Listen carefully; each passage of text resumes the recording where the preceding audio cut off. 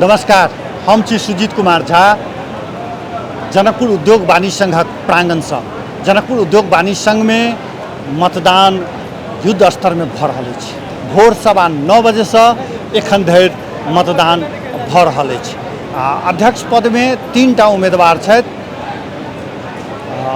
एकटा उम्मीदवार सुरेंद्र भंडारी, दोसर मनीष रमन शाह आ तेसर जितेंद्र प्रसाद शाह। करीब 2 हफ्ता से प्रचार प्रसार या कही जे जनकपुर गरमायल छल, जकर आई अंतिम दिन अछि। अंतिम दिन के अर्थात मतदानक दिन अछि। 9:15 बजे से शुरू भेल।